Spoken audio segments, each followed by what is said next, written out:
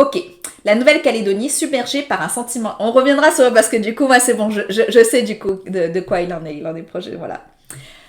Mais du coup, je vais aller voir France 24. La Nouvelle-Calédonie submergée par un sentiment général de colère et d'injustice. Alors que l'Assemblée nationale a adopté dans la nuit de mardi à mercredi la révision constitutionnelle réformant le corps électoral propre au scrutin provincial en Nouvelle-Calédonie, les émeutes se sont poursuivies pour la deuxième nuit consécutive sur l'archipel du Pacifique, donnant lieu à plusieurs dizaines d'interpellations et au décès de 3 personnes. Pourquoi ce projet de réforme attise-t-il la cotère? Très bien. Donc là, on va avoir un article qui est plus intéressant, ok? Je vais peut-être vous allonger, hop, pour que vous voyez un peu plus. Ok. Voilà. Donc là, on a une personne portant un drapeau du Front de Libération Nationale Kanak Socialiste, FLNKS, marche dans la rue à côté d'une voiture incendiée après qu'un supermarché ait été pillé et des magasins vandalisés. Oh là là, ça se veut dramatique la description là. D'où tu vois les magasins pillés et vandalisés. Il n'y a rien du tout là, t'as juste une voiture cramée là. Mais c'est d'une voiture incendiée, point. Après qu'un supermarché ait été pillé et des magasins vandalisés dans le quartier de NG à Nouméa. Mais là tu le vois pas. Tu le vois pas le magasin pillé. Pourquoi tu veux faire une description dramatique comme ça? Delphine. Par Barbara Gabel, ok. Incendie, pillage et échange de tirs. À Nouméa, capitale de la Nouvelle-Calédonie, les violences sont reprises de plus belle dans la nuit du 14 au 15 mai. Malgré le couvre-feu mis en place, les émeutes ont éclaté lundi à l'occasion du vote à l'Assemblée sur le projet de réforme constitutionnelle visant à élargir le corps électoral propre aux élections provinciales en Nouvelle-Calédonie, décrié par les indépendantistes. Très bien. Alors, ils vont le décrire après.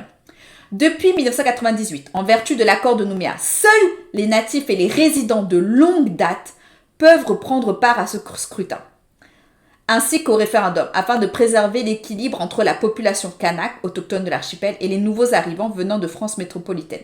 Sauf que, du coup, 98, je suppose qu'il y avait dit comme quoi il fallait qu'ils aient vécu 5 ou 10 ans, je sais pas quelle est, voilà, de longue date, voilà. 10 ans, ok, 10 ans. Sauf que, il y a de plus en plus de gens, en fait, qui sont venus. On a fait en sorte que les jeunes partent en leur promettant, en fait, qu'il fallait aller trouver du travail ailleurs. Il fallait aller faire leurs études en France. Donc, on n'est pas du tout sur une tentative de grand remplacement. Non, non, non. Et puis, en plus, du coup, on fait venir beaucoup de Français, en fait, pour des emplois. On ne cherche pas à développer les compétences et les systèmes éducatifs en Nouvelle-Calédonie. Donc, très vite, bien entendu, que cette population est en train de changer, voilà.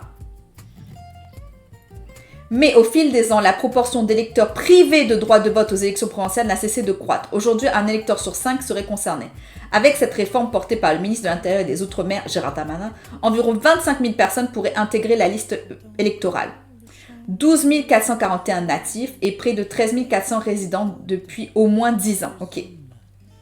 Selon l'Institut de la statistique Nouvelle-Calédonie, des élections provinciales sont censées avoir lieu avant décembre 2024 pour choisir les élus des 3 assemblées de province. Mais bien sûr. Donc du coup, là, il y a déjà un déséquilibre, ok? Il n'y a que 12 441 Kanaks qui peuvent voter, contre 13 400 étrangers qui habitent en Kanaki depuis 10 ans. En voulant changer cette loi des 10 ans de résidence, ils vont rajouter 25 000. Donc on va se retrouver ici avec 38 000 résidents face à 12 000. Mais ça va pas. Le but, c'est clairement de les effacer.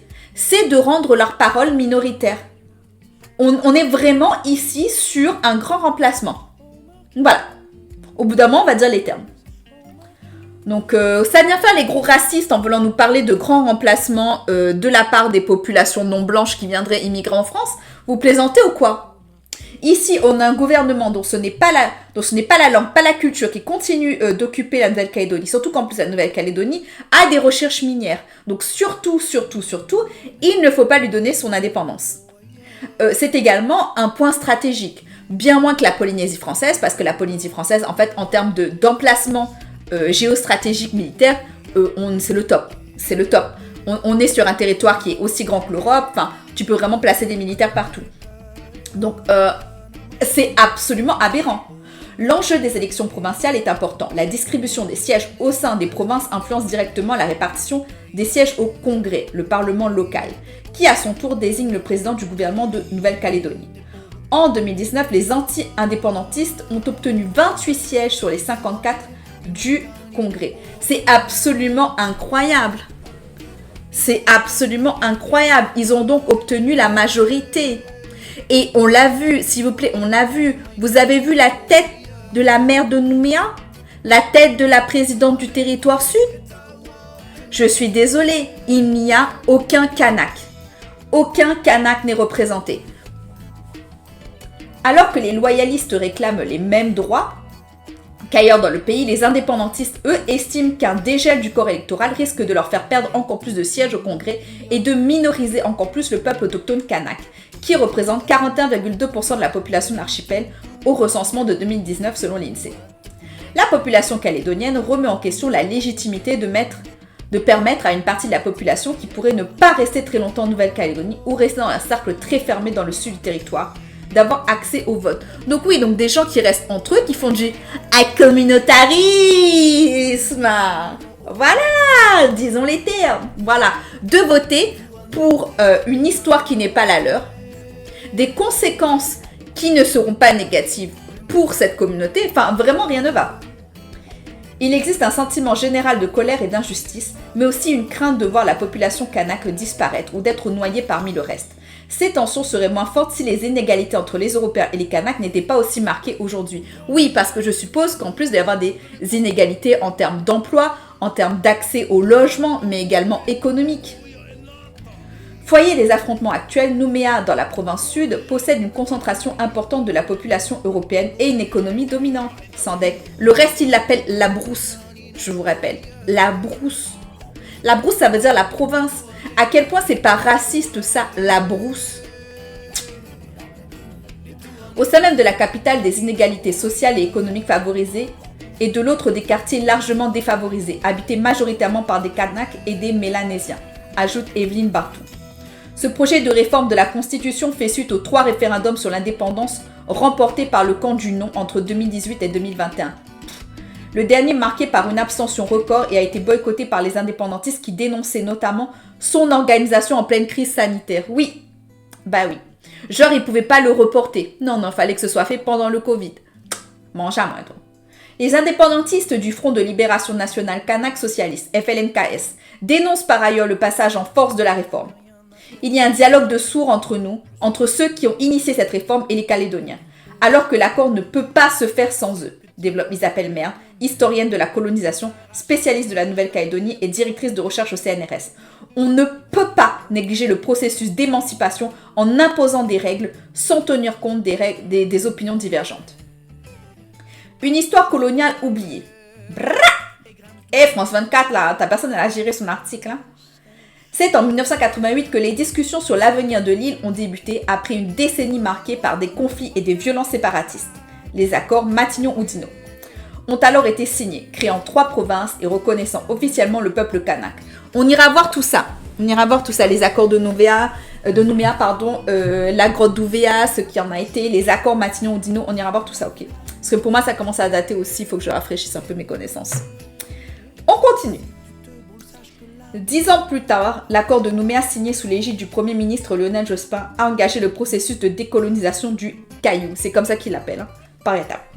Alors que l'accord de Nouméa a permis le transfert de compétences, l'histoire coloniale de la Nouvelle-Calédonie semble aujourd'hui être oubliée dans le débat parlementaire où une partie des représentants n'en tient pas compte, analyse Isabelle Merne.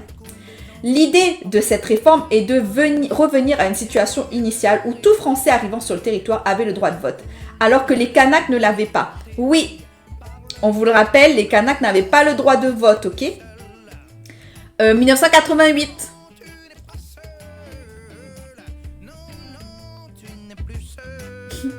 « 1988. Et le saviez-vous, il y a une autre population avec la nationalité française qui n'a pas eu le droit de vote avant 2012. Vous savez, les gens disent du voyage. Voilà. Venez, on parle de colonisation. 1904. Alors, j'étais pas née en 1988. Tricpac l'était. Tricpac peut-être peut nous raconter. Ah là là. On va s'énerver, hein. On va s'énerver. Ah, très bien. Alors que l'accord de Nouméa a permis le transfert de compétences, l'histoire coloniale... Ah non, je l'ai déjà dit. Ok, pardon, j'ai déjà lu ce chat. La colère suscitée par cette réforme s'ajoute à la frustration sociale dans un archipel où plus de 26% des jeunes sont au chômage et où la crise du nickel, principale ressource économique de la Nouvelle-Calédonie, suscite de vives inquiétudes. Quoi, Tricpat, tu n'étais pas né en 88 89 Ah là là. Lors d'un rassemblement de soutien à Paris, Daniel Weah, président du mouvement des jeunes Kanaks en France, a déclaré à Reuters que s'il y a la violence aujourd'hui au pays, c'est une réponse à la violence subie depuis la colonisation jusqu'à aujourd'hui. Oui, le président de l'Union calédonienne, Daniel Goa, a appelé la jeunesse à rentrer chez elle, tout en condamnant fermement les actes de pillage et de violence. Il a néanmoins souligné que les troubles des dernières 24 heures révèlent la détermination de nos jeunes à ne plus se laisser faire par la France. Oui. Logique néocoloniale. Lors de cette session parlementaire, les différences sont particulièrement marquées entre les élus. Ah, Tricpat, ça va. Moi, je pensais qu'on était tous les deux. Tous les deux. Toi, Taylor Swift et moi. De 1989. Le trio gagnant. Lors de cette session parlementaire, les différences sont particulièrement marquées entre les élus qui considèrent la décolonisation comme un concept du passé. Ben oui, parce qu'ils veulent pas payer réparation. Parce que sinon, c'est avoué qu'en fait, depuis 1988 et depuis les accords ensuite avec Lionel Jospin, c'est 98, qu'en fait, il y a continuellement eu en fait des systèmes mis en place visant à discriminer les Kanaks. Donc, à l'image du député calédonien Nicolas Merzoff Renaissance, connu pour ses positions anti-indépendantistes, qui est rapporteur du texte. Team 90. Et ce qui rappelle que l'île est toujours inscrite par l'ONU comme territoire non autonome en attente de décolonisation. Rappelle nos confrères de Mediapart. Voilà. Voilà.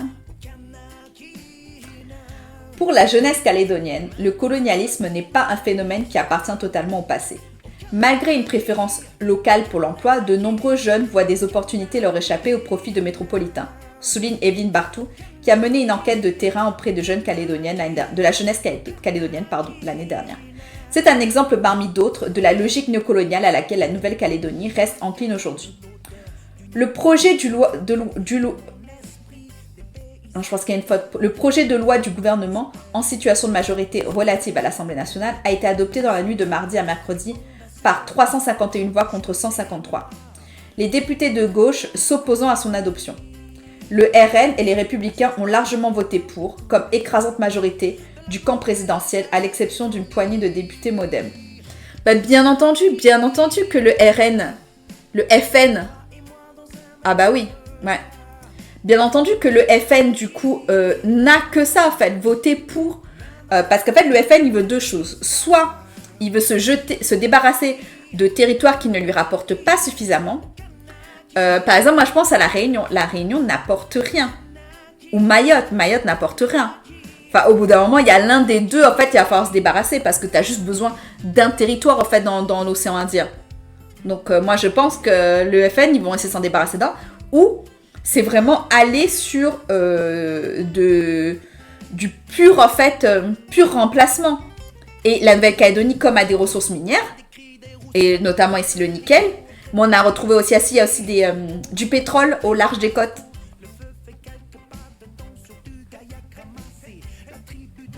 Voilà, il y a du pétrole. You're welcome. Lors de son examen au Sénat, le texte a été nettement remodelé par la majorité sénatoriale, supprimant la date de butoir du 1er juillet. Emmanuel Macron a promis qu'il ne convoquerait pas dans la foulée d'une éventuelle adoption du texte du Congrès du Parlement, nécessaire pour modifier la Constitution, afin de laisser une dernière chance aux discussions entre les parties locales. Si un accord global sur l'avenir institutionnel de la Nouvelle-Calédonie est trouvé localement d'ici au 1er juillet 2024, la révision constitutionnelle sera suspendue. 10 dates clés de la Nouvelle-Calédonie. Ah, bah c'est cool, ils nous ont fait un truc complet. C'est cool. C'est cool, c'est cool. Ok. 1853, le contre-amiral Fabrier Despointes signe l'acte de prise de possession de la Nouvelle-Calédonie par Paris au nom de Napoléon III. Objectif affiché, assurer à la France dans le Pacifique la position que réclament les intérêts de la marine militaire et commerciale et établir une colonie pénitentiaire à partir des années 1860. Voilà. Donc les gars, ils arrivent avec leur drapeau, ils disent c'est à nous. C'est à nous. Et nous, on a signé entre nous. Ou alors on a manipulé, on a menti à des gens, on leur a fait signer un petit papier, tout ça, tout ça. 1878, une grande révolte kanak contre la spoliation des terres est réprimée par le sang. Au total, 200 Européens et 600 Kanaks sont tués, des tribus rayées de la carte et 1500 Kanaks contraints à l'exil. On est bien ou on est bien? 1946, l'archipel devient un tome, territoire d'outre-mer. Les Kanaks obtiennent la citoyenneté française et le droit de vote qui sera progressivement appliqué. Qui sera progressivement appliqué, les gens, c'est important. Ok? 1984, fondation du FLNKS, Front de Libération Nationale Kanak et Socialiste. Ce parti indépendantiste décide de la création d'un gouvernement provisoire de la future Kanaki, Nouvelle-Calédonie en Kanak. 1987, un référendum sur l'indépendance de la Nouvelle-Calédonie voit la victoire écrasante, 98% de votes en faveur du maintien au sein de la communauté française. Il y a un peu moins de 60% en fait, de personnes qui ont voté. 1988, le Premier ministre Jacques Chirac annonce sa volonté d'établir une autonomie et un découpage en 4 régions. C'est le statut pont du 22 juillet 1988. Le 22 avril, 2 jours avant un scrutin destiné à élire les conseillers territoriaux, l'occupation de la gendarmerie d'Ouvéa, protestation contre l'élection, vire au drame. 4 gendarmes sont tués, 26 sont pris en otage. Le 5 mai, entre les 2 tours de l'élection présidentielle, un assaut de l'armée libère les otages dans un bain de sang. 19 Kanaks et 2 militaires sont tués. Le 26 juin, la Nouvelle-Calédonie signe les accords de Matignon et s'engage dans un processus progressif d'autodétermination et de décolonisation. 1989, Jean-Marie Djibao, président du FLNKS, est assassiné par balle par le Kanak Djoubeli Wea qui lui reproche d'avoir signé les accords de Matignon. Djoubeli Wea est ensuite abattu par un garde du corps de Jean-Marie Djibao. Ok. Donc suite en fait à cette prise, c'est devenu une prise d'otage en fait, à cette manifestation qui a viré au drame, à la prise d'otage et au bain de sang. Du coup, Jean-Marie Djibao signe les accords de Matignon et il est assassiné. 1998, le 5 mai, l'accord de Nouméa signé par Lionel Jospin, Premier ministre socialiste, ainsi que les présidents du RPCR et du FLNKS met en place un processus de décolonisation sur 20 ans. Il est ratifié par 71,86% des Calédoniens. 2018 à 2023, le non à l'indépendance l'emporte sur le référendum de 2018. 56,7 voix, 53,26 et 96,5. Ouais. Donc en gros, vous voyez, c'est hyper chelou. C'est hyper chelou parce qu'en fait, on est à 56,7. 53,26, voilà, on est quand même une majorité. Là, 96,5%. C'est une blague. C'est une énorme blague parce qu'en un an, t'as pas 50% de l'autre côté qui a été convaincu que oh ouais, quand même, c'est vachement bien. Non. Les chiffres ici sont vraiment révélateurs que on a empêché les Kanaks de voter. Les indépendantistes contestent la validité du scrutin entaché par une forme d'abstention due à la pandémie du Covid-19. Emmanuel Macron exhorte indépendantistes et non indépendantistes à obtenir un accord sur le statut de l'archipel d'ici la fin 2023, en vue d'une révision constitutionnelle l'année suivante. 2024, le 2 avril 2024, le Sénat approuve une révision constitutionnelle pour élargir le corps électoral pour permettre à tous les natifs calédoniens et aux résidents installés depuis au moins 10 ans de voter aux élections provinciales. C'est une blague. C'est une énorme blague. Et je vous mets l'article ici. C'est une blague. C'est une blague. Juste capture audio, ouais. Si jamais c'est trop fort, dites-le moi. Pour des raisons de droit d'auteur, vous ne verrez pas ce react, mais libre à vous de venir nous rejoindre sur Twitch pour le voir. I touch that fine for you. I do that 3-4 times again. I testify for you. I told I like you, that bitch. I do it all and I'm around. You're scared to do it. I'm not. As long as you joking now here for me, I ain't got it. My